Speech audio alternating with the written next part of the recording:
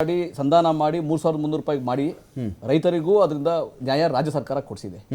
ಇವತ್ತೇನಾಗಬೇಕಾಗಿದೆ, ರೈತರಿಗೆ ಯಾವ ರೀತಿಯ ಬೆಂಬಲ ಬೆಲೆಯನ್ನ ಘೋಷಣೆ ಮಾಡ್ಲಿಕ್ಕೆ ಸಾಧ್ಯ ಕೇಂದ್ರ ಸರ್ಕಾರ. ಈಗ ರಾಜ್ಯ ಸರ್ಕಾರಕ್ಕೆ ನಾವು 50 ರೂಪಾಯಿ ಕೊಡ್ತೀವಿ ಅಂತ ಹೇಳಿದೀವಲ್ಲ, ಅವರು 50 ರೂಪಾಯಿ ಕೊಡ್ಲಿ, 100 ರೂಪಾಯಿ ಕೊಡ್ಲಿ, ಕೇಂದ್ರ ಸರ್ಕಾರ ಕೊಡ್ಬೇಕಲ್ಲ. ಅದು ಹೊಣೆಗಾರಿಕೆ ಅಲ್ಲ, ಬರೀ ನೀನು ತೀರ್ಮಾನ ಮಾಡಿ FRP ಮಾಡ್ಬೋದು ಅಷ್ಟೇ ಇಂದ ಆದ್ರೆ ಆಗ್ಬೇಕಲ್ಲ. ಸಕ್ಕರೆ ಮಾಲೀಕರು ಲಾಭದಾಯಕದಲ್ಲಿ ಇದ್ದರೆ, ಸಕ್ಕರೆ ಬೆಲೆ ಬೆಂಬಲ ಬೆಲೆ ಹೆಚ್ಚಿಗೆ ಆದ್ರೆ 41 ರೂಪಾಯಿ ಆದ್ರೆ ಅದನ್ನ ಅವರು ರೈತರಿಗೆ ಪಾಸ್ ಆನ್ ಮಾಡ್ಬೇಕಾಗುತ್ತೆ, ಮಾಡ್ತಾರೆ. ಈಗ ನೀವು ಹೇಳ್ದಂಗೆ ಅವ್ರ ಪಾಸ್ಪರಸ್ ಬೆಲೆ ಜಾಸ್ತಿ ಇದೆ, ಅವ್ರಿಗೆ ಬೆಂಬಲ ಬೆಲೆ ಸಿಗ್ತಾ ಇಲ್ಲ, ಸಕ್ಕರೆ ಬೆಲೆ ಅಷ್ಟೇ ಇದೆ, 31 ರೂಪಾಯಿ ಇದೆ ಅಂತ ಅಂದಾಗ ಅದನ್ನ ಅವ್ರು ಪಾಸ್ ಆನ್ ಮಾಡಕ್ಕಾಗಲ್ಲ. ಅದಕ್ಕೆ ರಾಜ್ಯ ಸರ್ಕಾರ ಏನ್ ತೀರ್ಮಾನ ಮಾಡಿದೆ, 3,300 ರೂಪಾಯಿ ಸಾಗಣೆ ವೆಚ್ಚ ಹೊರತುಪಡಿಸಿ 3,300 ರೂಪಾಯಿ ಪರ್ ಕ್ವಿಂಟಲ್ ಹೋದ್ರೆ ನಂತರ ರಾಜ್ಯದ ಸರ್ಕಾರ ರೈತರನ್ನ ಮತ್ತೆ ಸಕ್ಕರೆ ಕಾರ್ಖಾನೆ ಮಾಲೀಕರನ್ನ ಕರ್ಕೊಂಡು ಕೇಂದ್ರ ಸರ್ಕಾರ ತಕ್ಕ ಹೋಗ್ತದೆ.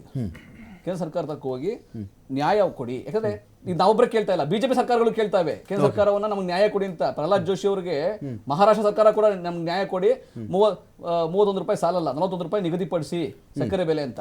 ಸಕ್ಕರೆ ಬೆಲೆ 41 ರೂಪಾಯಿ ನಿಗದಿಪಡಿಸಿದ್ರೆ ಖಂಡಿತವಾಗಿ ಅದರಿಂದ ಅನುಕೂಲ ರೈತರಿಗೆ ಆಗೋದು. 10 ರೂಪಾಯಿ 25% ಬೆಲೆ ಹೆಚ್ಚಿಗೆ ಆದ್ರೆ ಅದರ ಪಾಸ್ ಆನ್ ಮಾಡ್ತಾರೆ ರೈತರಿಗೆ.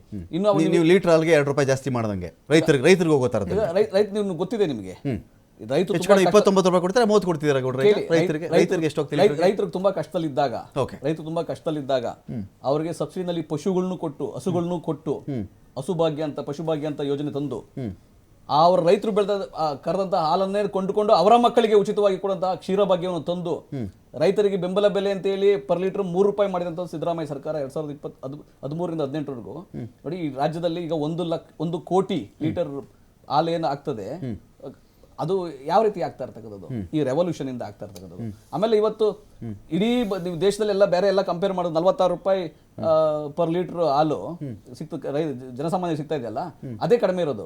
52 ರೂಪಾಯಿ 58 ರೂಪಾಯಿ ಗುಜರಾತ್ ಬ್ರಾಂಡ್ ಇದೆ ಅಲ್ಲ ಅಮೂಲ್, ನೋಡಿ 52 ರೂಪಾಯಿ 58 ರೂಪಾಯಿ ಇದೆ. ಸೇಮ್ ಹಾಲು ಇಲ್ಲಿ 46 ರೂಪಾಯಿ 48 ರೂಪಾಯಿ ಸಿಗುತ್ತೆ. ಸೊ ಈ ರೀತಿ ಇದೆ.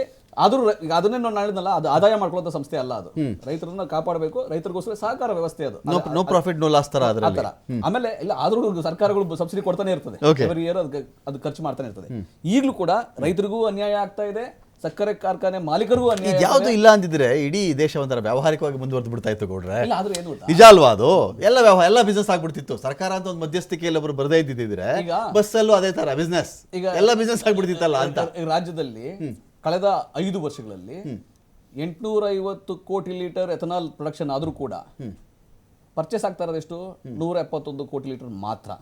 ಸೊ ಈಗ ರೈತರಿಗೆ ತೊಂದರೆ, ಅದನ್ನ ಪಾಸ್ ಆನ್ ಮಾಡೋದು ಹೆಂಗೆ? ಕಾರ್ಖಾನೆ ಮಾಲೀಕರು ಪಾಸ್ ಆನ್ ಮಾಡೋದು ಹೆಂಗೆ? ಸೊ ಅದರ ಬೆಲೆನೂ ಹೆಚ್ಚಿಗೆ ನಿಗದಿ ಆಗಬೇಕು, ಆಮೇಲೆ ಸಕ್ಕರೆ ಬೆಲೆನೂ ಹೆಚ್ಚಿಗೆ ನಿಗದಿ ಆಗಬೇಕು, ಅದ್ರ ಆದಾಯ ರೈತರಿಗೆ ಪಾಸ್ ಆನ್ ಆಗಬೇಕು. ಈ ರೀತಿ ಇದೆ.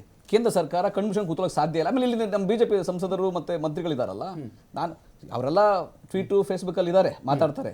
ಆದ್ರೆ ರೈತರನ್ನ ಹೋಗಿ ಭೇಟಿ ಮಾಡಿ, ಪ್ರಹ್ಲಾದ್ ಜೋಶಿ ಅವರು ಹೋಗಿ ಭೇಟಿ ಮಾಡಬೇಕಾಗಿತ್ತು, ಇಲ್ಲೇ ಇದಾರಲ್ಲ, ಕೇಂದ್ರ ಸಚಿವರಲ್ಲ ಇಲ್ಲೇ ಇದ್ದಾರೆ. ಇಲ್ಲ ಅದಕ್ಕೆ ಮಂತ್ರಿಗಳೆಲ್ಲ ಕಳಿಸಿದ್ದಾರೆ, ಅದು ವ್ಯವಸ್ಥೆ ಇದೆ. ಅಲ್ಲೇ ಪಕ್ಕದಲ್ಲೇ ಫ್ಯಾಕ್ಟ್ರಿ ಪಕ್ಕದಲ್ಲೇ ಹೋಗ್ತಾರೆ, ಆ ಕಬ್ಬಿನ ಗದ್ದೆ ಪಕ್ಕದಲ್ಲೇ ಹೋಗ್ತಾರೆ. ಪ್ರಹ್ಲಾದ್ ಜೋಶಿ ಅವರು ಹೋಗಿ ಮಾತಾಡ್ಬೇಕಲ್ಲ. ಆ ಹೊಣೆಗಾರಿಕೆ ಕೇಂದ್ರ ಸಚಿವರುಗಳಿಗಿಲ್ಲ.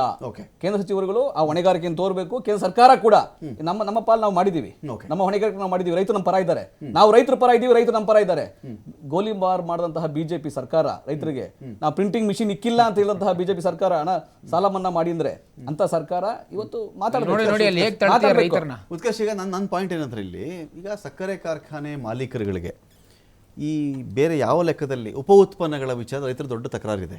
ಉಪ ಉತ್ಪನ್ನಗಳಿದೆಯಲ್ಲ, ಇದೆಲ್ಲ ಇಡಿಯವರು ಹೇಳಿದ್ರು ಈಗ 500 ಅದಕ್ಕಿಂತ ಹೆಚ್ಚಿನ ಎಥನಾಲ್ ಉತ್ಪಾದನೆ ಆಗ್ತಿದ್ರು, 175 ಅದು ಇದು ಅಷ್ಟೇ ಇಲ್ಲಿ ಸೇಲ್ ಆಗಿದೆ ಅಷ್ಟೇ ಅಂತ ಹೇಳಿ ಹಂಚಿಬಿಡ್ಲಿ. ಹಂಗಾರೆ ನೆಕ್ಸ್ಟ್ ವರ್ಷಕ್ಕೆ ಇವರೆಲ್ಲರೂ ರೈತರಿಗೆ ಹಂಚ್ತಾರ? ಎಲ್ಲವೂ ಅವರ ಲಾಭದ ಪಾರ್ಟನ್ನು ಮಾತ್ರ ಮುಚ್ಚಿಟ್ಕೊಳ್ತಾರೆ. ಲಾಭ ಆಗಿದೆಯೋ, ಸೇಲ್ ಆಗಿ ಇವತ್ತು ನಾಳೆ ಸೇಲ್ ಆಗಬಹುದು ನಾನು ಅಲಗಳಿ ಎಲ್ಲ. ಅದನ್ನು ಉಪ ಉತ್ಪನ್ನಗಳ ಆದಾಯದ ರೈತರಿಗೆ ಪಾಲು ಬರಬೇಕಾ ಬರಬಾರ್ದಾ?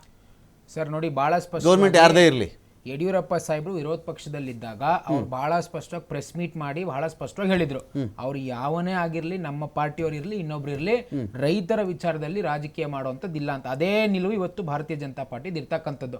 ಇವತ್ತು ಏನ್ ನಟರಾಜ್ ಗೌಡ್ರು ರೈತರ ಬಗ್ಗೆ ಬಹಳಷ್ಟು ಕಾಳಜಿ ಬಗ್ಗೆ ಮಾತಾಡ್ತಾರಲ್ಲ, ಮತ್ತೆ 7-8 ದಿವಸ ಯಾಕ್ರಿ ನೀವು ಬೀದಿಲ್ ಮಲಗಿಸಿದ್ರಿ? ಸಿದ್ದರಾಮಯ್ಯನವ್ರಿಗೆ ನೈತಿಕತೆ ಇಲ್ವಾ, ಬದ್ಧತೆ ಇಲ್ವಾ? ಉಪಮುಖ್ಯಮಂತ್ರಿಗಳಲ್ಲ, ಕೇಳಿ ಸರ್, ಉಪಮುಖ್ಯಮಂತ್ರಿಗಳು ಎಲ್ಲೋಗಿದ್ರು ಸರ್? ಎಲ್ಲ ವಿಚಾರದಲ್ಲಿ ಬಹಳಷ್ಟು ರಾಜಕೀಯ ಮಾಡ್ತಾರಲ್ವಾ? ಬೆಳಗಾವಿ ಅಂತಂದ್ರೆ ಬಹಳ ಆಸಕ್ತಿ ಅವ್ರಿಗೆ. ಈಗ ಎಲ್ಲೋಗಿದ್ರು? ಒಂದ್ ಸ್ಟೇಟ್ಮೆಂಟ್ ಕೊಟ್ರ? ಮೊನ್ನೆ ರಾಮನಗರದಲ್ಲಿ ಮಾತನಾಡ್ಬೇಕಾದ್ರೆ ಎಷ್ಟು ಬೇಜಾರ ಮಾತಾಡ್ತಾರ ಅವರು. ರೈತರ ಕೈಲಿ ಏನ್ ಮಾಡಕ್ಕಾಗುತ್ತೆ? ಬರೀ ಘೋಷಣೆಗೆ ಹೋಗಕ್ಕೆ ಅಷ್ಟೇ ಅವ್ರ ಕೈಲಿ ಆಗುವಂತದ್ದು ಹೇಳಿದಂತ ಡಿ.ಕೆ. ಶಿವಕುಮಾರ್ ಅವ್ರಿಗೆ ಯಾಕೆ ಈ ವಿಚಾರ ಕಾಣಿಸ್ತಾ ಇಲ್ವಾ? ರೈತನ ಮಗ ಅಂತ ಹೇಳ್ತಾರೆ. ಇವತ್ ನಾವ್ ಹೇಳ್ತಿರ್ತಕ್ಕಂಥದ್ದು ಸರಿಯಾಗಿ ಇಲ್ಲಿ ಸಮಸ್ಯೆ ಆಗಿದ್ದು ಏನಂತಂದ್ರೆ, ಸರ್ಕಾರ ಸರಿಯಾದ ರೀತಿಯಲ್ಲಿ ಆನ್ ಟೇಬಲ್ ನೆಗೋಷಿಯೇಷನ್ ಮಾಡ್ಲಿಲ್ಲ. ಅದೇ ಸಮಸ್ಯೆ ಆದಂತದ್ದು. ನೀವೆಲ್ಲವೂ ಜಾಣ ನಡೆಯಿಂದ ಕೇಂದ್ರ ಸರ್ಕಾರ ಮಾಡ್ತಾ ಇಲ್ಲ, ಕೇಂದ್ರ ಸರ್ಕಾರ ಮಾಡ್ತಾ ಇಲ್ಲ ಅಂತ ಹೇಳಿದ್ರೆ ವೆರಿ ಸಿಂಪಲ್. ಇವತ್ತು ಸರ್ಕಾರ ಏನ್ ತೀರ್ಮಾನ ತಗೋಬೇಕು ಅದನ್ನ ಸರ್ಕಾರ ತಗೋಬೇಕು. ಕೇಂದ್ರ ಸರ್ಕಾರದ ಸಮಸ್ಯೆ ಇದ್ರೆ ಪತ್ರ ಬರೀರಿ.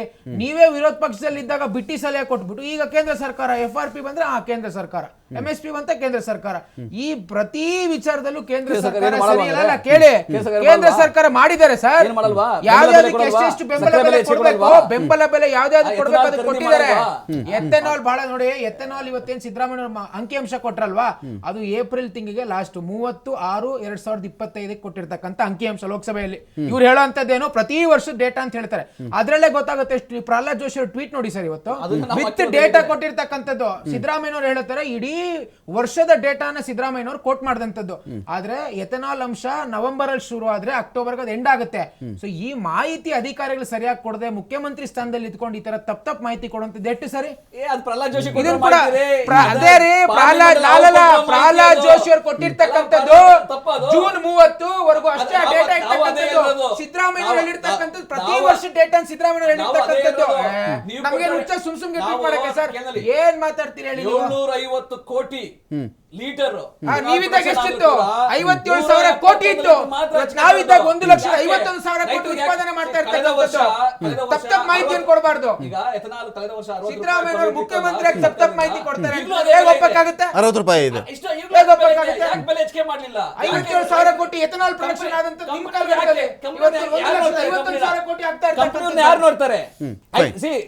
ರೈತರಿಗೆ ತಾನೇ ಅದು ಪಾಸ್ ಆನ್ ಆಗೋದು. ಸಕ್ಕರೆ ಬೆಲೆ ಕೊಡ್ತಕ್ಕಂಥದ್ದು ಕೇಳ್ರಿ, ಮೋದಿ ಯಾಕೆ ಎಲ್ಲೋದು ಕೇಳ್ರಿ. ತಗೊಂಡೋಗಿ ಇಡೀ ವರ್ಷ ಪ್ರಹ್ಲಾದ್ ಜೋಶಿ ಅಲ್ಲಿ ಆಯ್ತು 9 ದಿನ. ಲೋಕಸಭೆಯಲ್ಲಿ 9 ದಿನದಲ್ಲಿ ಡೇಟಾ ಮುಖ್ಯಮಂತ್ರಿ ಏನ್ ಮಾಡಿದ್ರು, ನಮ್ಮ ಶಿವಾನಂದ ಪಾಟೀಲ್ ಏನ್ ಮಾಡಿದ್ರು, ನಾನು ಹೇಳ್ದೆ. ರಾಜ್ಯ ಸಲಹಾ ಬೆಲೆ ನೀವ್ ಏನ್ ಮಾಡಿದ್ರಿ ಹೇಳ್ರಿ? 19 ಜನ ಸಂಸದರು ನಿಗದಿ ಮಾಡಿದೀವ್ರಿ. ಪ್ರಹ್ಲಾದ್ ಜೋಶಿ ಏನ್ ಮಾಡಿದ್ರು? 550 ರೂಪಾಯಿ ನಿಗದಿ ಮಾಡಿದ್ವಿ ಬಹಳ ಸ್ಪಷ್ಟವಾಗಿ. ಸಿದ್ದರಾಮಯ್ಯನವ್ರಿಗೆ ಹೇಳಿ ನಿಗದಿ ಮಾಡ್ಲಿಕ್ಕೆ. ಪ್ರಹ್ಲಾದ್ ಜೋಶಿ ಪಲಾಯನ ಮಾಡಿದ್ದಾರೆ. ಪ್ರಹ್ಲಾದ್ ಜೋಶಿ ಪಲಾಯನ ಮಾಡಿದ್ದಾರೆ. ಪಕ್ಷದಲ್ಲಿ ಇದ್ದಾಗ ಎಲ್ಲರೂ ಕೊಡ್ತಾರೆ. ಪ್ರಹ್ಲಾದ್ ಜೋಶಿ ಪಲಾಯನ ಮಾಡಿದ್ದಾರೆ.